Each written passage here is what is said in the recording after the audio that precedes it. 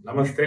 నేను మీ doctor Rahul సరిదన, BJP రాష్ట్ర అధికార ప్రతినిధి. మిత్రులారా, నిన్న జరిగిన పార్లమెంటు సమావేశాలు ఒక ప్రత్యేకమైన నారీ శక్తి వందన్ అధినియం అనే బిల్లును సవరించి మన దేశ మహిళలకు 33% రిజర్వేషన్లు కల్పించడానికి ఎంతో దూరదృష్టితోటి మహిళా స్వావలంబన చేయాలని, మహిళలకు పెద్దపీట వేయాలని మన నరేంద్ర మోడీ గారు కొనుక్కొని పెడితే దాన్ని ఏ విధంగా ఈ కాంగ్రెస్ మరియు వారి ఇండియా అలయన్స్ మిత్రపక్షాలు వ్యతిరేకంగా ఓటు వేసి ఏ విధంగా ఆ బిల్లుని ఓడగొట్టారో మీరందరూ చూశారు.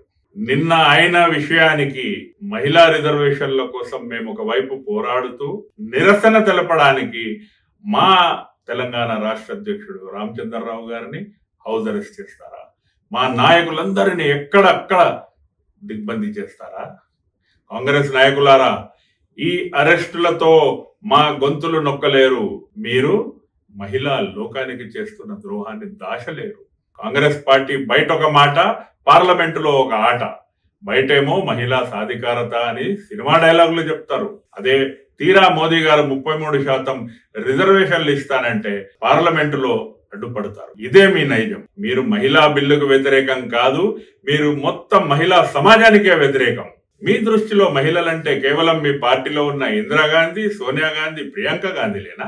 సామాన్య ఇంటి ఆడబిడ్డ అసెంబ్లీలో అడుగు పెడితే మీరు వారసత్వ రాజకీయాలు బంద్ అయిపోతాయనే భయమా మీకు?